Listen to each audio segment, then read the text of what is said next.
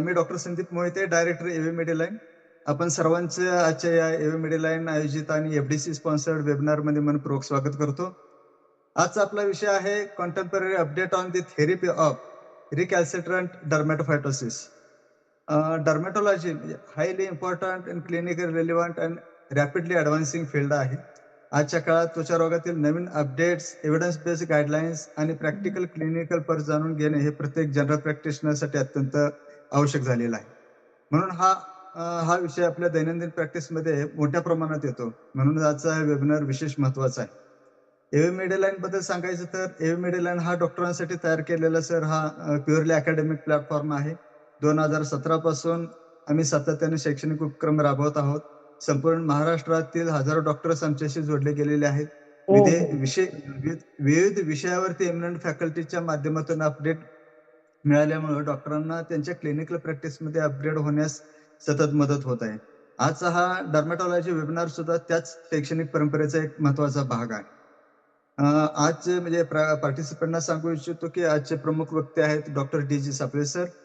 आज आपल्या सर्वांच्या उपस्थितीत भारतातील एक अत्यंत मान्यवर नॅशनल लेवल रेनॉन्ड डर्मॅटॉलॉजिस्ट आणि सर्वांच्या मनात विशेष स्थान असलेले डॉक्टर डी.जी. सापळे सर उपस्थित आहेत. Sir, on behalf of the entire AV Medallion family, we are truly honored to have you with us. सरांचं मी या ठिकाणी छोटं परिचय देण्यात सन्मान मानतो. एक औपचारिकता आहे. खरं तर सर्वांना सरांच्या बद्दल माहित आहे, तरी पण एक औपचारिकतेचा भाग म्हणून मी या ठिकाणी त्यांचा परिचय करून देतोय. Doctor DG. सापळे सर हे देशातील एक प्रख्यात dermatologist, trichologist, cosmetologist, HIV AIDS medicine expert आहेत. जवळपास 49 वर्षाचा क्लिनिकल अनुभव त्यांच्याकडे आहे. त्यांनी MBBS आणि MD डर्मॅटॉलॉजी हे शिक्षण ग्रँट मेडिकल कॉलेज मुंबई येथून पूर्ण केलेलं असून त्यांना DDV आणि FCPS या पदव्याही प्राप्त आहेत. याशिवाय त्यांनी Johns Hopkins University, Bloomberg School of Public Health USA येथील प्रेस्टिजियस फेलोशिप मिळालेले आहे. हे जे त्यांच्या अकॅडमिक डेप्थ आणि ग्लोबल रेकग्निशनचं प्रतीक म्हणावं लागेल. क्लिनिकल एक्सपर्टीजच्या बाबतीत म्हणावं तर dermatology, trichology, cosmetology and laser medicine, HIV AIDS treatment आणि रिसर्चमध्ये त्यांचं विशेष काम आहे. सरांनी कन्सल्टंट डर्मॅटॉलॉजिस्ट म्हणून मुंबईतील नामांकित La Mer Clinic, Breach Candy Hospital, SL Raheja, Fortis Hospital अशा संस्थांमध्ये सेवा दिलेली आहे. सरांच्या या योगदानासाठी त्यांना अनेक राष्ट्रीय आंतरराष्ट्रीय पुरस्कारांनी गौरवण्यात आलेलं आहे. त्यापैकी lifetime achievement award IADVL चा 2018, लाईफ टाईम अचिव्हमेंट अवॉर्ड IMAचा 2017चा, best practitioner award Dermicon international 2019चा असे त्यांना पुरस्कार प्राप्त आहेत. तसेच त्यांचे 22हून अधिक पीर रिव्ह्यूड पब्लिकेशन्स आहेत. तसेच 35+ टेक्स्टबुक चॅप्टर्स आहेत. 108हून अधिक इंटरनॅशनल प्रेझेंटेशन त्यांनी दिलेले आहे आणि खरं तर हे त्यांच्या अद्वितीय अकॅडमिक लेगेसीचं सापळे सर हे भारतातील HIV एड्स उपचारात अग्रगण्य संशोधक म्हणून संशोधक आहेतच. त्याचबरोबर डेली डोस या संकल्पनेचे ते प्रवर्तक आहेत. ते डर्मॅटोफायटोसिस, सोरियासिस, ॲटोपिक डर्मॅटायटिस आणि आर्टिकॅरिया या आजारावरील क्लिनिकल रिसर्चमध्ये सक्रिय आहेत. देशभरात त्यांनी 1200हून अधिक व्याख्याने दिलेली आहेत आणि 108हून अधिक इंटरनॅशनल रिप्रेझेंटेशन्स त्यांनी दिलेले आहेत. त्यांच्या ह्या क्लिनिकल एक्सलन्सचे हे सर्वोच्च उदाहरण आहे असं म्हणावं लागेल.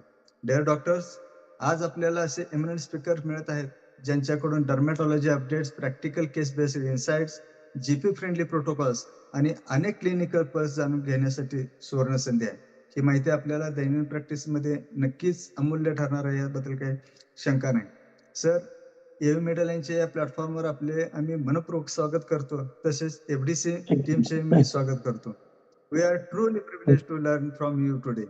पुन्हा एकदा आजच्या शैक्षणिक वेबिनारमध्ये सहभागी झालेल्या सर्व डॉक्टरांचं मी एव्ही मेडिलाईनच्या वतीनं मनापासून स्वागत करतो आणि मी त्यांच्यासाठी एक विनंती किंवा सूचना देऊ इच्छितो की ह्या सेशन नंतर आपला एक इंटरॅक्टिव्ह सेशन होईल, ज्याच्यामध्ये तुमचे डाऊट्स क्लिअर केले जातील. तुमचे काही डाऊट्स असतील तर तुम्ही ते चॅट बॉक्समध्ये ठेवू शकता किंवा हँड रेज टॅप केला तर तुम्हाला डायरेक्ट आपण अलाव करून बोलण्याची संधी देऊ शकतो.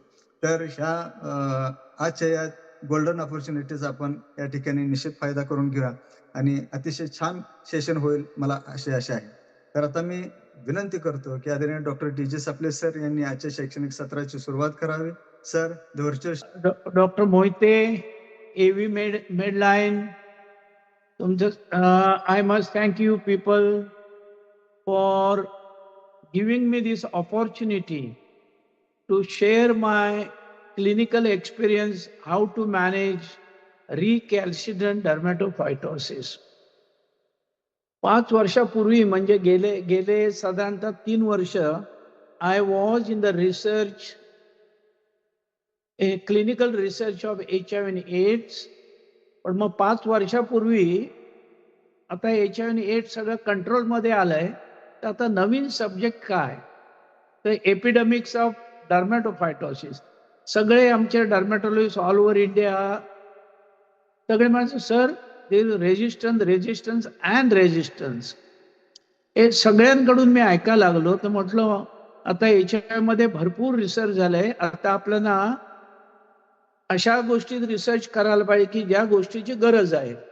Then I got involved in working in dermatophytosis. That's how I got in, because there was need. कारण भरपूर पेशंट यायला लागले. पूर्वी किती पेशंट आठवड्यातून 2 ते 3 बघत होतो, पण आता दिवसालाच 5 ते 6 झाले. तेच नाही, but it has become epidemic. आता एपिडेमिक म्हणजे काय? आता एपिडेमिक तुम्ही WHO डेफिनेशन इज त्याप्रमाणे बघा घेतला तर एपिडेमिक्स म्हणजे फंगल इन्फेक्शन. तुम्ही ENT स्पेशलिस्टकडे गेलं तरी त्यांना फंगल इन्फेक्शन दिसेल, गायनेकोलॉजिस्टकडे गेलं तरी त्यांना फंगल दिसेल, पल्मोनॉलॉजिस्ट गेले तरी त्यांना फंगल. म्हणजे fungal disease is seen by most of the practitioners. Of course family practitioner, general practitioner, they see all type of diseases. तर when this disease is seen all by each and every faculty, then it is called epidemic. But then how to control this epidemic, त्याच्यावर फार कमी studies, कमी approach होतं. Even आमचं ideal society काम करत होते, पण मेन काम काय, तर कोणतं एपिडेमिक कंट्रोल करायचं असेल तर मला तुम्हालाच विचारतोय की एपिडेमिक्स कसं कंट्रोल कसं करू शकतो, काय पहिलं म्हणजे कसं करू शकतो आपण. डॉक्टर संदीप, तुम्ही सांगा.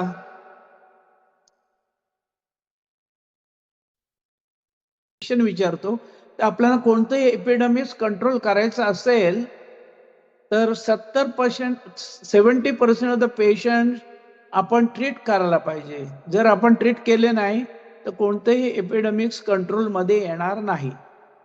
ऐकू येते बरोबर doctor Sandeep? Sir, yes sir, audible, no problem. Audible ना. तर मग then I started working in this field. सगळे म्हणायचे रेजिस्टन्स आहे. तर मला तुम्हाला पहिला प्रश्न विचारायचा, कोणते फंगल इन्फेक्शनचे पेशंट तुमच्याकडे आले आणि तुम्ही अँटीफंगल चालू केलं, कोणतेही अँटीफंगल चालू करा, टर्बिनाफिन करा, ग्रेझोफोल्विन करा, आयट्राकोनोझोल करा, फ्लुकॉनोझोल करा, तर पेशंट इम्प्रूव्ह होतात की नाही ते तुम्ही जरा हात वरती करून संदीप मला सांगा त्यांचं काय म्हणणं. पेशंट इम्प्रूव्ह होतात की नाही? हँड रेस करू शकता किंवा चॅटमध्ये टाका. ओके डॉक्टर संदीप तुम्हीच सांगा, म्हणजे आपण डायरेक्ट होईल, वेळ न जाणार नाही. तर तुम्ही ऍग्री? पेशंट रिकरन्स, रिलॅप्स, परत पेशंट येतात, एका डॉक्टरकडून दुसऱ्या डॉक्टर, दुसऱ्याकडून तिसऱ्याकडे, आपल्या सगळ्या कलिग लोकांकडे एक पेशंट सगळीकडे फिरत असतो, बरोबर ना? हो सर. हा, मग हे जे होतं हा मोठा प्रॉब्लेम आहे. तर तो प्रॉब्लेम कसा कमी करायचा त्याच्यावर मी काम 5 वर्षापूर्वी काम सुरू केलं. आणि पहिलं जे आम्ही काम केलं ते असं का होतं, तर आमच्या HIV एक्सपिरियन्स प्रमाणे आता फंगल इन्फेक्शन म्हणजे क्रॉनिक इन्फेक्शन समजलं जातं, ॲक्यूट इन्फेक्शन नाही. तर क्रॉनिक इन्फेक्शनसाठी पहिली गोष्ट म्हणजे treatment has to be longer period, म्हणजे 6 ते 8 आठवडे ट्रीटमेंट घ्यावी लागते. मग 6 ते 8 आठवडे ट्रीटमेंट घ्यायची असेल तर त्याचा अधेरन्स किंवा कॉम्प्लायन्स, अधिक स्लाइड. आता इथे बघितलं तर ते रेड लाईन आहे ते फंगल इन्फेक्शन साधारणतः होतं. त्याचे ऑर्गॅनिझम डिफरंट प्रकारचे असतात. एक टी मेंटाग्रोफाइट आणि टी रुब्रम. आतापर्यंत आपल्याकडे टी रुब्रम मोठ्या प्रमाणात होतं. T mentagrophyte hardly anything was there. पण आता नॉर्थच्या रिसर्च प्रमाणे म्हणजे north of India T mentagrophytes are on the rise आणि त्याच्यामुळे हे इन्फेक्शन कंट्रोलमध्ये येत नाही असं त्यांचं म्हणणं आहे. पुढची स्लाइड. पण माझ्या म्हणण्याप्रमाणे अजून मुंबईत आम्ही टी रुब्रमच बघतो. आणि मागच्या आठवड्यात आमची बँगलोरला मीटिंग होती. तिथे पण चेन्नईचे एक डॉक्टर आले होते, मँगलोरचे डॉक्टर आले होते. त्यांच्या म्हणण्याप्रमाणे सुद्धा आपल्या साऊथमध्ये टी रुब्रमच कॉमन आहे. पण टी रुब्रम कॉमन असून सुद्धा रिलॅप्स रिकरंट पेशंट परत परत येतात. तर ते का येतात? त्याचं पुढची स्लाइड. त्याच्या अगोदरची स्लाइड, याच्या अगोदरची एक स्लाइड आहे. ओके, पुढची. पुढे जा फॉरवर्ड. पुढे या. तर आपल्याला काय प्रॉब्लेम्स येतात? रिकरन्स, रिलॅप्स, एक्सटेन्सिव्ह लिजन्स. बरेचसे पेशंटचे मोठे मोठे पॅचेस येतात. पूर्वी आम्ही इतके मोठे पॅचेस किंवा अनयुज्युअल साईड. आता हे पायावर आमच्या डर्मॅटॉलॉजिस्टकडे पाठवलं तर ते म्हणतील चप्पल डर्मॅटायटिस आहे, कॉन्ट्रॅक्ट डर्मॅटायटिस. पण this is the unusual site. Only unusual site नाही तर तुम्ही रेड लाईन एक बघितलीत, परसिस्टंट इचिंग. फंगस कंट्रोलमध्ये आलं तरी इचिंग चालूच असतं, इंट्रॅक्टेबल इचिंग. मोर फॅमिली मेंबर्स आर अफेक्टेड. तर लहान मुलामध्ये आम्ही फंगल इन्फेक्शन कधी बघत नव्हतो, पण आता लहान मुलामध्ये पण फंगस इन्फेक्शन दिसून आलंय. तर अशा प्रकारचं आपल्याला वी कॉल इट एटिपिकल आणि अनयुज्युअल. एक 7-8 वर्षापूर्वी असं प्रकारचे फंगल इन्फेक्शन आपल्याला दिसत नव्हतं. पुढची स्लाइड. तर आता ही पेशंट आली आणि त्याची पुढची स्लाइड. हे पेशंट बघितलं तर या पेशंटचं 90% body surface area was involved because of fungal infection. ती बाई 2 वर्ष एका डर्मॅटॉलॉजिस्टकडून दुसऱ्याकडून तिसऱ्या अशी जात होती. आणि ते मी 5 वर्षापूर्वी बघितलेलं आहे. माझं पिक्चर 5 वर्षापूर्वी आहे. मग मला वाटलं मला आता ह्याच्यात रिसर्च करूया. HIV मध्ये भरपूर रिसर्च झालंय, कारण HIV has come under control. तर मग सच ए एक्सटेन्सिव्ह लिजन. पुढचे स्लाइड. मग पुढचे. सो अशा प्रकारचे तुम्ही पण पेशंट बघत असाल. पुढे जा, पटपट दाखवा. तर these are the various picture we are seeing in our practice. पुढचे बघा, different design, big patches, concentric ring, unusual ring. Next. तर आता थांबा इथे. तर सगळेजण बोलत होते, आमचे सगळे डर्मॅटॉलॉजिस्ट, sir there is lot of resistance. तर मी आता तुम्हाला प्रश्न विचारला होता की पेशंटला आपण अँटीफंगल ट्रीटमेंट सुरू केली, अँटीफंगल ट्रीटमेंट सुरू केल्यावर ते इम्प्रूव्ह होतात की नाही. तर मी याचा सर्वे केलाय ऑल ओव्हर इंडिया आणि त्या सर्वेप्रमाणे नेक्स्ट स्लाइड.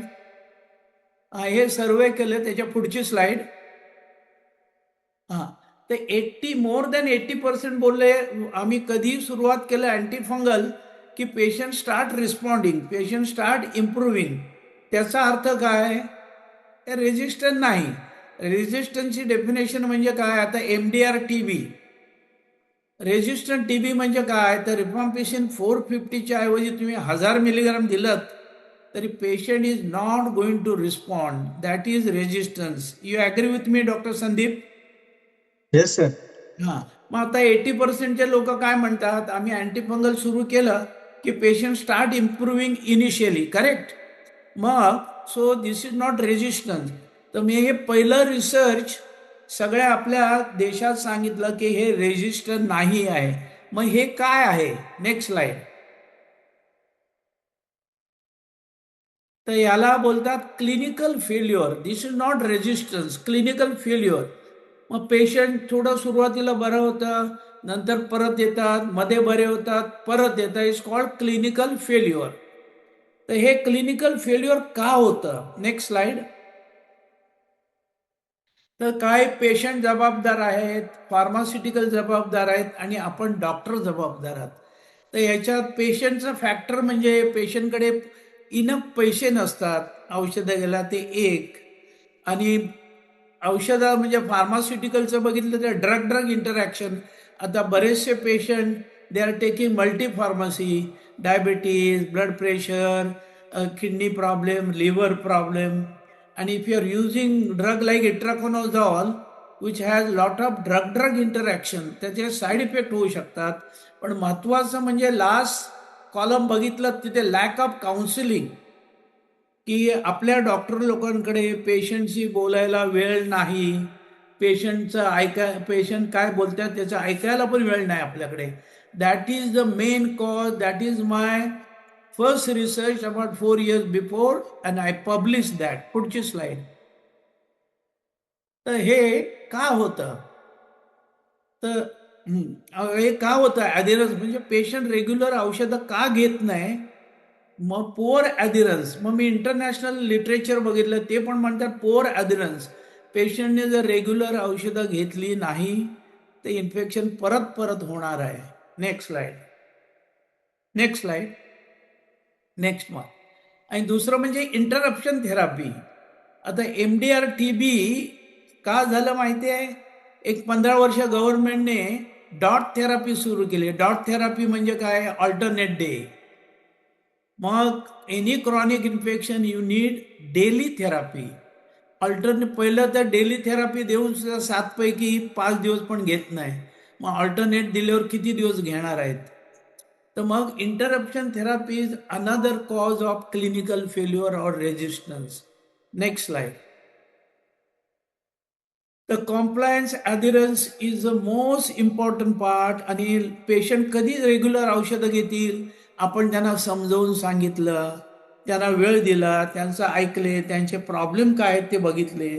आता काही लोकांकडे पैसेच नसतील तर तुम्ही प्रिस्क्रिप्शन देऊन उपयोग काय? 2-3 दिवस औषधं घेणार आणि सोडणार, मग त्यांना परत येणार. Next slide. तर आम्ही मग रिसर्च केला. दिस स्टडी आम्ही पब्लिश केले. आम्ही 100 पेशंट स्टडी केले, की जे आमच्या क्लिनिकमध्ये पेशंट आले त्यांना आम्ही काउन्सिलिंग, ऑफकोर्स आमचा ग्रुप आहे, तर एक डॉक्टर काउन्सिलिंग करणार का तुम्हाला 6 ते 8 आठवडे औषध घेतलं पाहिजे. सोप नाही. मी काउन्सिलिंगची स्लाइड मी दाखवणार आहे. आणि जे पेशंट, काय पेशंट जी जी औषधं घेत होते आम्ही त्यांना सांगत होतो की तुम्ही तीच औषधं घ्या पण रेग्युलर घ्या. मग त्याने आम्ही बघितलं तर 82% पेशंटना कम्प्लीट रेमिशन झालं. आणि 1 वर्ष आम्ही फॉलो केलं, तिकडे रिलॅप्स नव्हतं. तर what is the main message? पेशंटने रेग्युलर औषध 6 ते 8 आठवडे घेतली पाहिजे. Next slide. नेक्स्ट. तर मग त्यासाठी काउन्सिलिंग काय? तर तुमच्याकडे जर असेल तर तुम्ही ही स्लाइड सगळ्यांना सर्क्युलेट करता, संदीप, करू शकता. पहिलं म्हणजे 6 ते 8 आठवडे औषध दिलं पाहिजे. ऑफकोर्स पेशंट इम्युनो कॉम्प्रोमाइज असेल, अनकंट्रोल डायबिटीज, इंटरनल मॅलिग्नन्सी, मग 2 महिने पुरे पडत नाही, मग त्यासाठी 3 महिने औषध द्यावं लागतं. Secondly we have to avoid soap and Dettol. तुम्ही सोप वापरलात पहिले 7-8 दिवस, आम्ही त्यांना सांगतो सोप वापरू नका, कारण सोप अल्कलाईन आहे. सोप वापरल्याने फंगस इन्फेक्शन ग्रोज फास्टर. तिसरी गोष्ट म्हणजे all family member should be treated at the same times. नाही तर मग एकाचं बरं झालं तर परत दुसऱ्याकडून होतं. Ping pong, what we call is the ping pong phenomena. नंतर this fungus spread from linen म्हणजे क्लोथ, टॉवेल, अंडरवेअर, कपडे. The underwear, towel has to be wash in hot water आणि त्यांना व्यवस्थित आयन केलं पाहिजे. And lastly no steroid at all, no steroid application. Steroid application केल्यावर काय होतं? इचिंग जाते, मग पेशंटला वाटतं मी बरा होतो, पण फंगस कीप्स ऑन इन्क्रीजिंग. तर हे काउन्सिलिंग आहे. हे काउन्सिलिंग सांगून आम्ही 82% the patient they become all right. आणि मी रिझल्ट दाखवतो आमचे. पुढच्या स्लाइड दाखवा. Just we did the counseling when we asked them to continue same medicine for 6 to 8 weeks. Next. Next. Next. Next. Next. तर अशा प्रकारचं 82% पेशंट ते इम्प्रूव्ह झाले आणि 1 वर्ष आम्ही फॉलो केलं. There was no relapse. Relapse कुणाचं होतं? तर ज्याने औषधं बरोबर घेतली नाही, compliance was not good and the patient were on immunosuppressive drugs like rheumatoid arthritis. नाही, पाठीची स्लाइड ठेवा. तर आता ट्रीटमेंट दोन्ही द्यावं लागतं. एक्सटेन्सिव्ह लिजन असल्या कारणाने फक्त लोकल ॲप्लिकेशन इनफ नाही, तर आपल्याला सिस्टमिक पण औषध द्यावं लागतं आणि लोकल पण द्यावं लागतं. मग आता लोकल जितकं अवेलेबल आहे, लोकल आपल्यासाठी ओनाबेट आहे, ललिकोनाझॉल आहे, क्लोट्रायमाझॉल आहे, मायकेनाझॉल. ऑल लोकल ट्रीटमेंट व टॉपिकल्स आर युजफुल.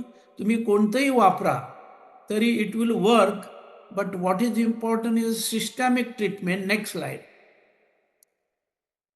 तर सिस्टमिकमध्ये आता ग्रिझोफुलिन आहे, टर्बिनाफिन आहे, हायड्राकोनाझोल आहे, फ्लुकोनाझोल आहे, पोसाकोनाझोल. आता नवीन औषधं आलेत. तर तुम्ही विचारलात तर आमचे सगळे डर्मॅटॉलॉजिस्ट अजून 99% इट्राकोनाझोलच वापरतात. पण मी गेल्या 5 वर्ष आय युजिंग फ्लुकोनाझोल. तर फ्लुकोनाझोल का वापरतो त्याची मी कारणं सांगतो. पुढची स्लाइड दाखवा. पुढची. तर तुम्ही या स्लाइडमध्ये बघितलं तर फर्स्ट कॉलम आहे बायो अवेलेबिलिटी. ती फ्लुकोनाझोलची 90% बायो अवेलेबिलिटी आहे compared to terbinafine and itraconazole. त्यांची फारच कमी आहे.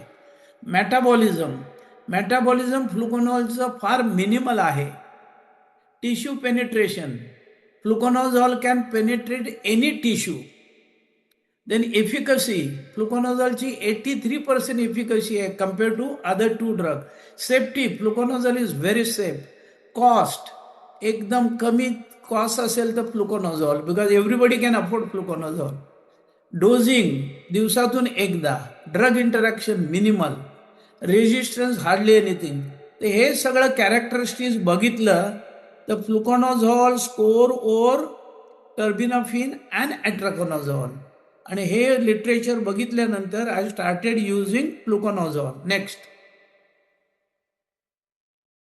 हे स्टडीज आहेत एक डर्मॅटॉलॉजिस्ट दिल्लीमध्ये का इट्राकोनाझोल अँड टर्बिनाफिन हे दोन्ही औषधं जर फेल झाली तर we can use fluconazole. So fluconazole is effective if itraconazole terbinafine fails. Next. तर अशा बऱ्याच स्टडीज आहेत. नेक्स्ट. या आपल्याला कॉन्सन्ट्रेशन औषधाचं कुठे सिरममध्ये नाही लागत. Next slide. No previous one. पहिली त्याच्या अगोदर एक पाठीची. ही स्लाइड ठेवा. तर आपल्याला कॉन्सन्ट्रेशन कुठे लागतं? तर फंगस आपल्या डेड पार्ट स्किनवर means they live on the dead part of the skin. तर जे आपण औषध घेतो ते डेड पार्ट ऑफ द स्किनमध्ये त्याचं कॉन्सन्ट्रेशन चांगलं लागतं. तर फ्लुकोनाझोलचं concentration 90 times is higher than itraconazole. But फ्लुकोनाझोलचा काय प्रॉब्लेम आहे पुढे मी सांगतो. Next slide.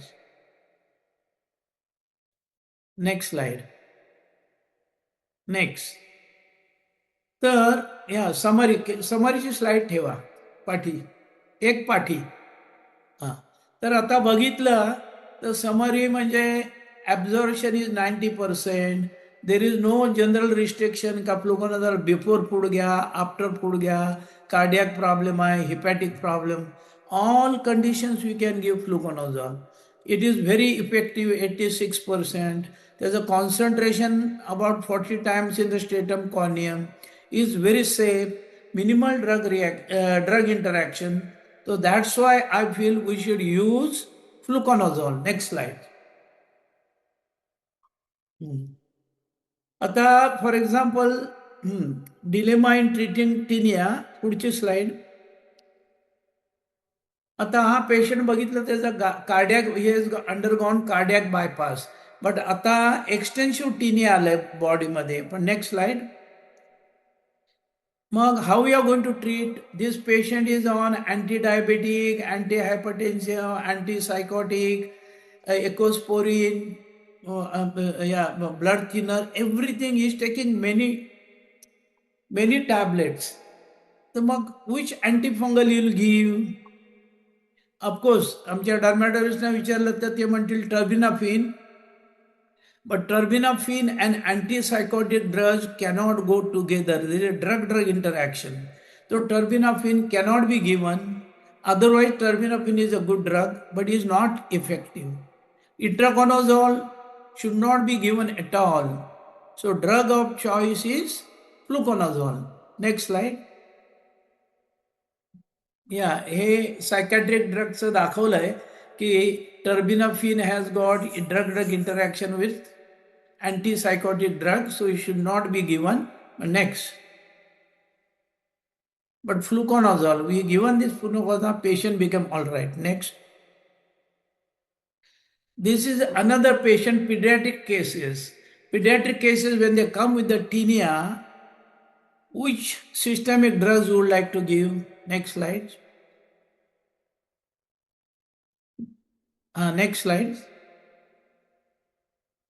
Yeah. So we can give fluconazole, we can give terbinafine, we can give grizophulvin. But तुम्ही या स्लाइडचा फोटोग्राफ घ्या, because doses are very important. Doses are according to the weight. तर आपण तिन्ही औषधं घेऊ शकतो. पण नेक्स्ट स्लाइड. पण हे international studies says fluconazole is a very safe drug in children. So I prefer fluconazole than terbinafine or grizophulvin. Next. आता हे अनदर एक्झाम्पल. आता बरेचसे पेशंटला 6 ते 8 आठवडे औषध घ्यायला लागतं. आणि आता आपण काय परिस्थिती बघितले, पूर्वी पेशंट आपण फॅमिलीमध्ये एक पेशंट बघायचो, पण आता 2 ते 3, 4 पण पेशंट फॅमिलीमध्ये एका वेळी अफेक्ट झालेले असतात. Next slide. तर मग ह्या लोकांना, इतक्या लोकांना कसं परवडणार आहे? तर मग तुम्ही कोणती अँटीफंगल द्याल? टर्बिनाफिन, आयट्राकोनॉझॉल किंवा फ्लुकोनॉझॉल?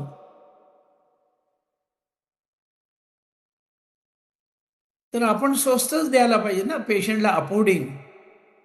तर आय प्रिफर फ्लुकोनॉझॉल. एक 2-3 स्लाइड पाठी पाठवा. कुणाची तर रिक्वेस्ट आले, त्यांना डोसेजची स्लाइड कॉपी करायची आहे. डोसेस पिडियाट्रिक, हे ठेवा जरा, त्यांना कॉपी करू द्या.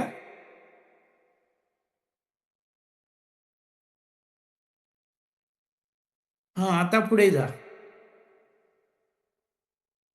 तर इकॉनॉमिक म्हणजे फायनान्शियल पोझिशन पाहिजे ना. कुठे how they can take daily for 6 to 8 weeks when more than 2 family or 1 family member is affected. So which is the cheapest drug? Fluconazole. Next one. Next slide. आता हे बघा, international study आहे. जर patient can't afford, there will be non compliance. Patient घेणार 67% of the patient they don't take medicine. This is one of the study has been published. So whatever we prescribe, patient should be able to buy. मग त्याने जर विकत घेऊ शकला नाही तर प्रिस्क्रिप्शनचा अर्थच नाही काय होत. That's why I use fluconazole, because fluconazole everybody can afford. It costs how much? 6 rupees per day, not 100 rupees. Next slide. Now patients are coming with a renal failure, cardiac failure, hepatic failure. So fluconazole can be used in all conditions. Next slide. Yeah. Renal failure, extreme failure असेल तर dose 50% करायचा. Otherwise EGFR 60 पर्यंत असेल तर same dose can be given. Next. पण आता फ्लुकोनाझॉल किती कसं दिलं पाहिजे? नाही की ते अगोदर व्हॉट शुड बी दी, नाही त्याच्या अगोदर what should be the frequency of fluconazole, हे फार महत्वाचं आहे. कारण पुस्तकात काय दिलंय पूर्वी, 1 in a week, 2 in a week, ते अजिबात काम करणार नाही. You have to give daily doses, 150 milligram daily. कारण आपल्याला concentration stratum corneum require is very high. आणि डेली डोसेस दिले नाहीत तर स्ट्रेटम कॉर्नियममध्ये त्याचं कॉन्सन्ट्रेशन फार कमी होतं, कारण त्याचं half life is 27 to 36 hours. म्हणजे 26 hours आपल्याला रिपीट करायला लागणार औषध. तर एक्झॅक्टली 26 म्हणजे every day. The dose has to be every day, not alternate day, not twice in a week, not once in a week. Next, combination treatment. बरेच माझे colleague, even काल मी एक पेशंट बघितला, I should say that what they are writing, fluconazole, griseofulvin, itracon, 3 drugs together. अरे पहिलं तर पेशंटला एक औषध घ्यायला पैसे नाहीत, तर 3 औषधं कुठून घेणार? एक. Next slide. सी, हा आमचा दुसरा डर्मॅटोलॉजिस्ट कलिग्स बघा काय लिहितोय. ग्रिझोफोल्विन, फ्लुकोनोझोल अँड ग्रिझोफोल्विन, फ्लुकोनोझोल आणि टर्बिनॉफिन, 3 औषधं एकत. नेक्स्ट. आणि हे नेक्स्ट. या अँड आमचा तर मित्र त्यांनी स्टॅम्प तयार केलाय. कोणतं पेशंट आला की स्टॅम्प द्यायचं. आपल्या स्केबिसमध्ये आम्ही पूर्वी वापरायचो, तर स्टॅम्प द्यायचं, हे औषधं घ्या म्हणून. So see, this is not require. somebody is asked question, how long fluconazole will be given, I'm talking to that. Next slide. तर बरीच औषधं दिलं तर काय, बरीच गोळ्या पिल बर्डन होणार, मग औषधं कोण घेणार आहे इतकी? टॉक्सिसिटी वाढणार आहे, ड्रग ड्रग इंटरॅक्शन वाढणार आहे, कॉस्ट वाढणार आहे, तर पेशंट कुठून घेणार आहे? So there is no study, even we have gone internationally, they said no more than one drug is not required, combination treatment is not required, and this is my experience for last 5 years. I give only one systemic drug. Next slide, please. So the question, this is the fluconazole should be given because the concentration. Next. Yeah, but it has to be given daily. Next one. Yeah, because this half life is 27 to 34 hours, so it has to be repeated every day. Next. But you know, माझे सगळे डर्मॅटोलॉजिस्ट colleague they were asking me, sir कोणत्याच पुस्तकात दिलेलं नाही हे, आम्ही कसं लिहिणार? काय जर प्रॉब्लेम झाला, कन्झ्युमर प्रॉब्लेम झाला तर काय होणार? तर ॲग्री विथ देम. जर काय प्रॉब्लेम आला तर आपण कसं फेस करणार? ऑफकोर्स मी त्यांना सांगत होतो, आपण कशासाठी करतोय, तर पेशंटच्या इंटरेस्टमध्ये. So when you are doing anything in the patient interest आणि पेशंटला त्याच्यापासून फायदा आहे जर असेल, तर nobody will take you और pull you in the court of law. कारण आपण पेशंटसाठी करतोय, our mind is very clear. तरी पण इंटरनॅशनल एक तरी स्टडी पाहिजे, नाही तर लोक लिहिणार नाही. मग आय वॉज व्हेरी हॅपी. मी सगळ्या फार्मास्युटिकल फ्लुकोनाचं लिहिलं की आपण अशा स्टडी करूया. तर FDC they came forward and they supported this study.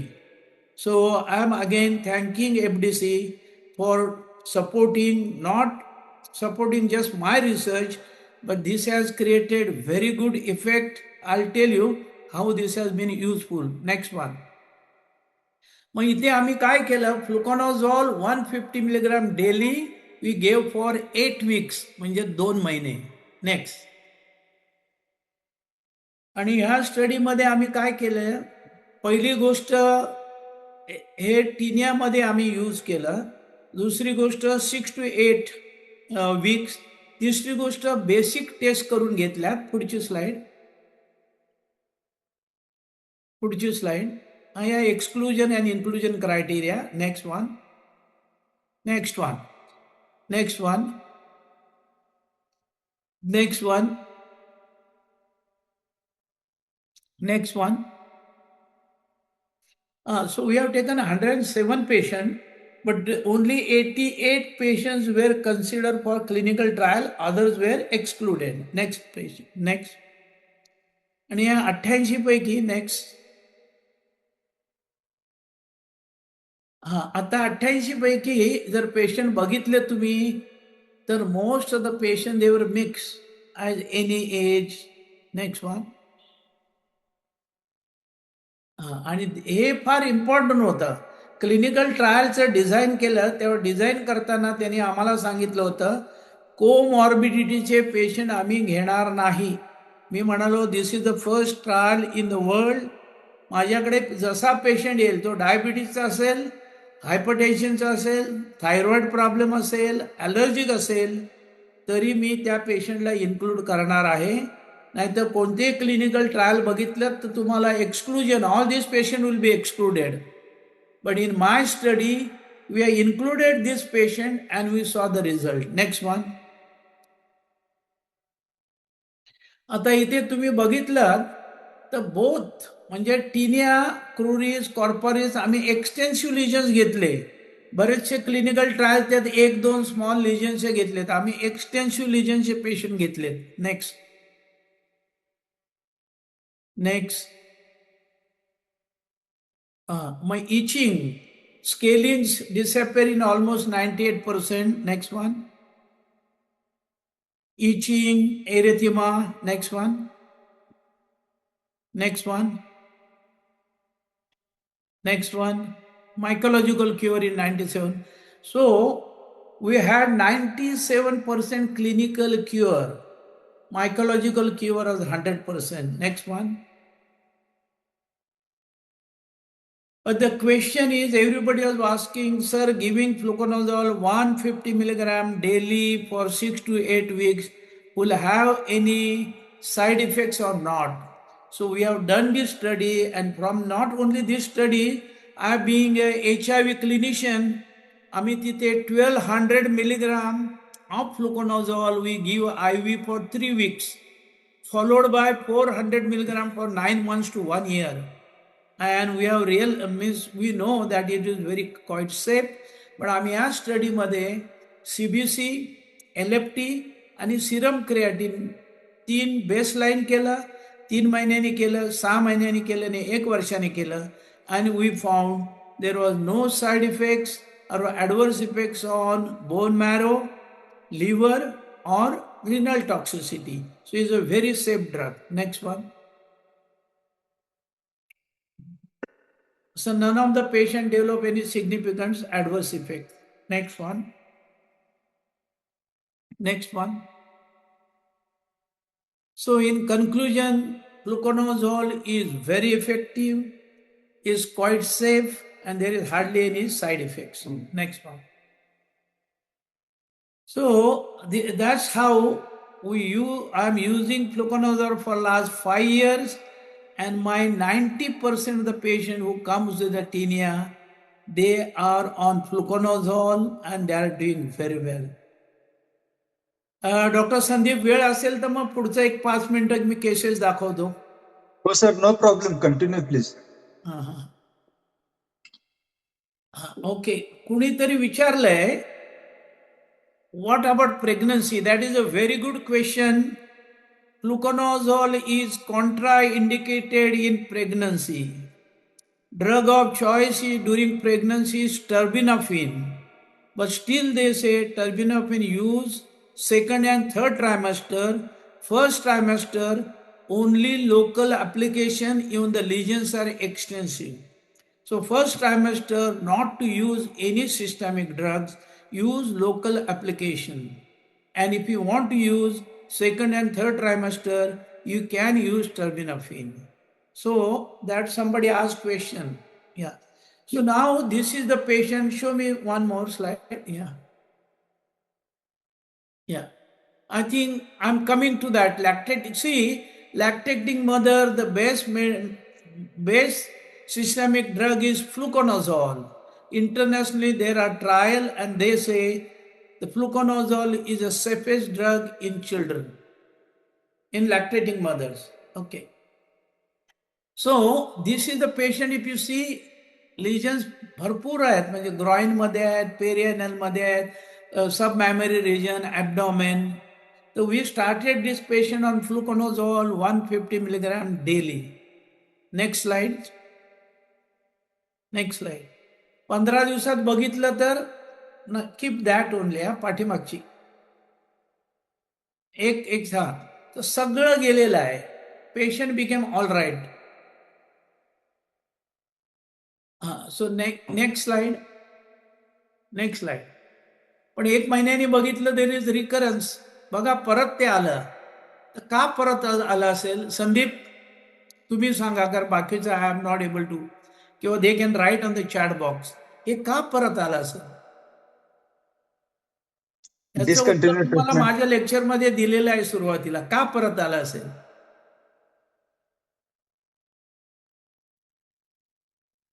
No, I have given the hygiene. So hygiene, we are doing this from the beginning.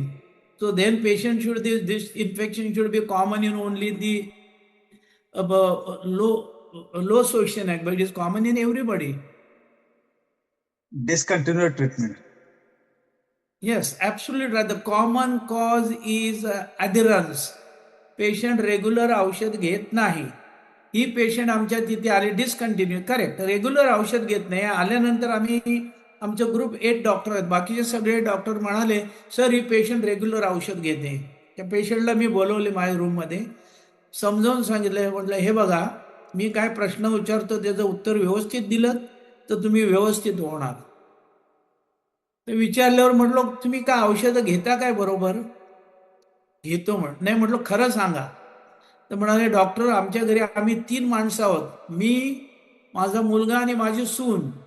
तर एक दिवस मी गोळी घेते, एक दिवस मुलगा घेतो आणि एक दिवस सून घेते. तर how they will become all right ना? So that is why there is a relapse. आता रिलॅप्स झाल्यावर तुम्ही काय करणार? 2 औषधं देणार, 3 औषधं देणार, किंवा आणखी दुसरं इट्राकोनोझोल काय करणार? Sandeep, we can continue fluconazole. Continue this treatment. Resistant case. This is a clinical failure. So you can use. So next slide. आम्ही मग फ्लुकोनाझॉल चालू केलं 150 मिलीग्राम, तिला एक्सप्लेन केलं. मग 2 महिन्यांनी बघा everything has gone. So what is important is a counselling. त्यांना समजावून सांगितलं पाहिजे. Next slide. But when to stop this fluconazole, sir? Pardon? When to stop this fluconazole? 8 weeks. 8 weeks. Usually they need 8 weeks. पण underlying diabetes असेल, internal malignancy, immunosuppressive drugs असेल तर कधी 3 महिने पण लागतात. आता दिस इज द पेशंट. हा पेशंट बघितला फर्स्ट विजिटला there is extensive tinea. Next visit we started 150 milligram fluconazole. Next. See, everything has resolved within 8 weeks. Next. पण after 10 weeks patient complain of, आता खाज येते, आम्हाला इरिटेशन होतं. नाही, कीप दॅट. इरिटेशन होतं. मग तुम्ही काय समजणार? आपल्या क्लिनिकमध्ये पेशंट आला, खाज येते, म्हणजे आपण विचार करायला वेळ नाही, काय नाही, हा मग परत औषधं घ्या. तसं नाही. हे जरा आपण थोडं ऑब्झर्वेशन करायला होते. खाज येत होती, स्केल होतं ते, पण तिथे एरिथिमा नव्हता, ऍक्टिव्ह लिजन नव्हता. So this is because of dryness. So when patient becomes all red, they get dry skin, and because they get a dry skin, they get itching. So this is not recurrence. तर अशा पेशंटना तुम्हाला moisturiser add करायला लागतं. If you add moisturiser, see 2 weeks after moisturiser everything has cleared. So this is another reason. Next. आता if you see this patient, he came with the tinea, we started after 5 weeks, everything is gone. हे groin मध्ये आहे. Next. But now he has come with lesions on the face. So what is the possibility? Yeah, previous one. हे clear झालेलं आहे, पण त्याच्या अगोदरची slide. See, we had given, he had a infection in the groin. ते बरं झालं, पण बरं झाल्यावर 2 आठवडे परत आलं की चेहऱ्यावर आलं. तर what is another common cause? Steroid. त्याला थोडं इचिंग आलं, त्याने स्टिरॉइड वापरलं भरपूर. So we should not use steroid. माझ्या काउन्सिलिंगमध्ये आहे बघा लास्ट. अवॉइड स्टिरॉइड, नाहीतर मग ते परत येणार आहे. Next slide. See, we started fluconazole again. Next one. Next slide. See, everything is cleared. Updosing काय लोक म्हणतात इट्राकोनाझोल 400 मिलीग्राम द्या. No, fluconazole 150, itraconazole 100 milligram are as effective as 400. Next. Updosing is not required. Next. Newer antifungal. Next slides. आता होरिकोनाझोल आहे, पोसाकोनाझोल आहे. That costs how much? 5,000, 10,000 per month. Patient can't afford 100 rupees, 30, 40 rupees per day. How they can afford this? So these drugs should not be used. And secondly, there are hardly any trials of these drugs in tinea. And lastly, these drugs should be preserved for systemic infection more than using for dermatophytosis. Next slide, please. So what we need to control any epidemics, the drugs where people can afford, drug which is very safe and drug is very effective. And of course, quality of the drug should be there. Next one. So what is your choice? Next slide. Sandeep, which is the drug of choice? Fluconazole. Yeah, because it is safe, it is effective, and everybody can afford. Next one. Next slide. This I have covered. Next.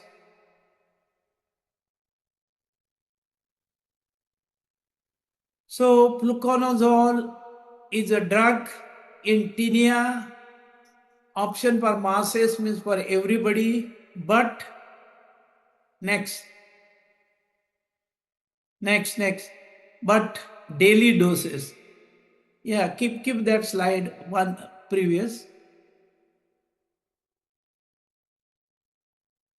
This is very important. Fluconazole in tinea, option for everybody, but with daily doses. Next. So this is the first patient I showed you. See their picture afterward. Next slide. See, everything has disappeared. Only thing, this patient we gave it for 3 months. Next.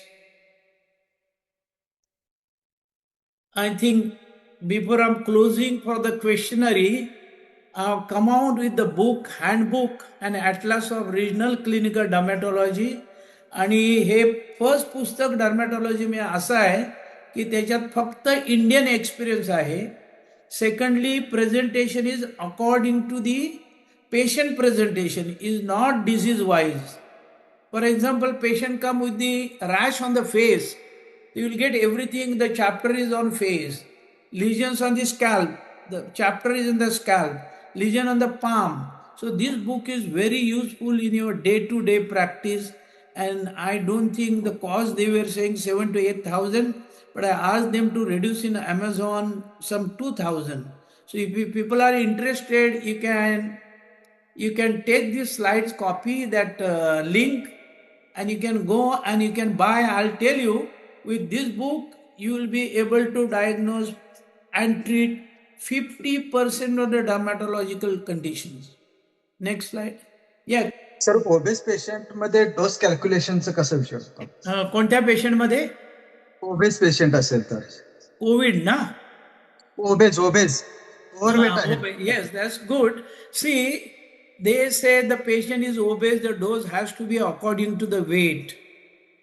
So it has to 3 to 5 milligram per kg body weight. But that becomes 400. So 200 is okay. In our experience, 200 is the maximum dose you can use of fluconazole.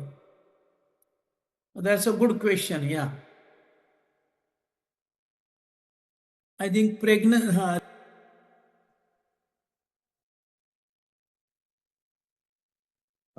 how to prevent this recurrence? Yes, correct. एकदा patient बरा झाल्यानंतर त्याला आपण dusting powder वापरतो. Fluconazole, miconazole, salicylic, mycoderms, there are so many. तो 8 आठवड्यानंतरच आपल्याला powder द्यायची. Powder अगोदर देऊ नका as a preventive. It's a very good question. I think there was one question Sandeep, ते जरा बघा चॅट बॉक्समध्ये होतं.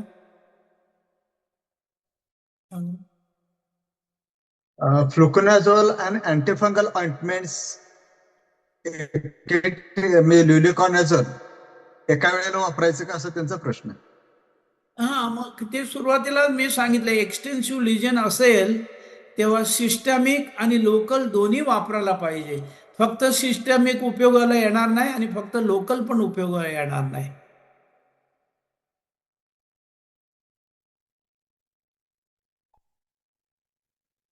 There is another good question about Taenia. याच्यामध्ये फ्लुकोनाझोल आणि ल्युलिकोनाझोल.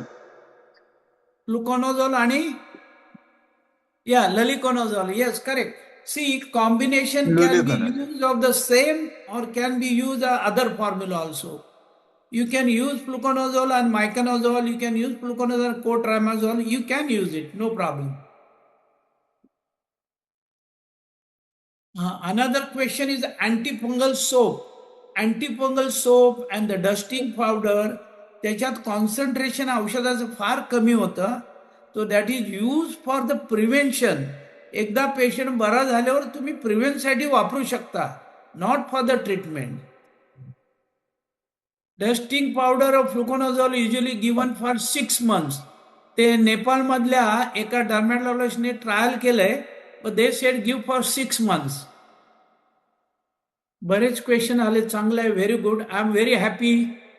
डॉक्टर्स ऍक्टिव्ह आहेत and they are really interested in treating patient. Multidrug therapy किती effective राहते? पहिलं मी again I am going to make it clear. Multiple drug म्हणजे अँटीफंगल ना, are not require at all. Single drug is enough. No need of combining 2-3 antifungal. That's why I showed you. It has to be single drug. But what is important is the compliance. त्यांना वेळ द्या, त्यांना समजावून सांगा, ते जास्त important आहे. एक प्रश्न तिथे होता about folic acid. Folic acid is always useful for epithelialization.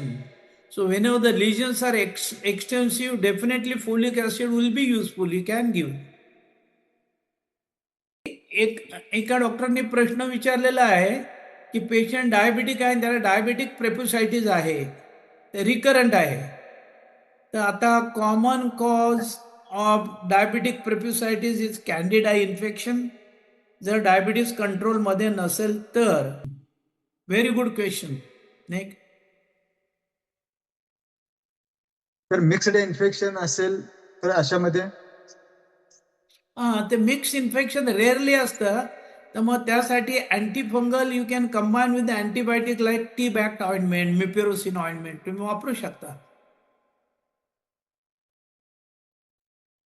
एक मी पॉइंट कव्हर केला नाही, तर that is called tinea in Cognito.